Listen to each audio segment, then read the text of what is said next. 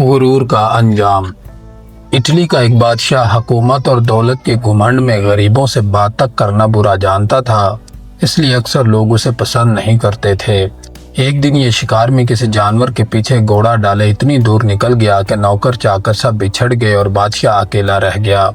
اتنے میں ایک کسان نے بادشاہ کی رکاب پکڑ لی۔ اس کسان کی شکل ہو بہو بادشاہ سے ملتی تھی، فرق یہ تھا کہ اس کی پوشاک اور حالت غریبانہ تھی۔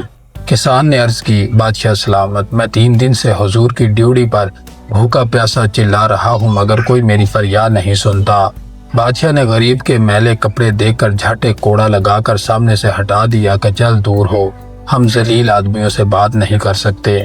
غریب کسان کوڑا کھا کر ہٹ تو گیا مگر پھر بھی آہستہ آہستہ گھوڑے کے پیچھے چلتا رہا، یہاں تک کہ بادشاہ ایک تالاب پر پہنچ کر گھوڑے سے اترا، باغ ڈور ایک درخت سے اٹکائی، تاج اور کپڑے اتار کر ایک طرف رکھے اور نہانے کو تالاب میں اتر گیا۔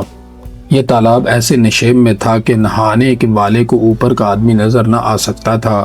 جب بادشاہ تالاب میں اتر چکا تو غریب کسان نے اپنے میلے کپڑے اتار دیے، بادشاہ کے کپڑے پہن کر تاج سر پر رکھ لیا اور بادشاہی گھوڑے پر سوار فوراً رفو چکر ہو گیا۔ کسان بادشاہ تھوڑی ہی دور گیا تھا کہ اسے بادشاہی نوکر چاکر مل گئے، جنہوں نے اسے بادشاہ سمجھ کر ادب سے سلام کیا اور یہ بھی بے جھجک شاہی محلوں میں جا پہنچا۔ اصلی بادشاہ نہا کر تالاب سے باہر نکلا تو کپڑے، تاج اور گھوڑا کچھ بھی موجود نہ تھا۔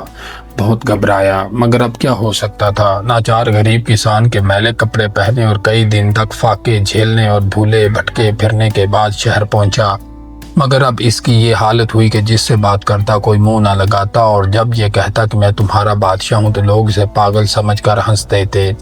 2-3 ہفتے اسی طرح گزر گئے اور بادشاہ سخت پریشان ہو گیا کہ اتنے میں اس پاگل کا قصہ بادشاہ بیگم نے بھی سنا، اور جب بلوا کر اس کے کپڑے اتروائے تو سینے پر تل کا نشان دیکھ کر اس کی سچائی کی تصدیق کی۔ کسان نے اصلی بادشاہ کی یہ حالت دیکھ کر کہا، کیا تم وہی شخص ہو جو دولت اور حکومت کے گھمنڈ میں غریبوں کی فریاد نہ سنتے تھے؟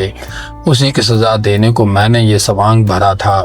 اگر تم وہ گھمنڈ چھوڑ کر رحم و انصاف کا اقرار کرو تو میں تمہارا تاج و تخت واپس دینے کو تیار ہوں، ورنہ ابھی قتل کا حکم بھی دے سکتا ہوں۔ یہ سن کر بادشاہ نے عاجزی اور ندامت کے ساتھ اپنی غلطی کو تسلیم کیا اور کسان اسے تخت و تاج دے کر گھر کو چلا گیا، جس کے بعد بادشاہ نے اپنی عادتوں کی اصلاح کر لی اور چند ہی دنوں میں نیک نام مشہور ہو گیا۔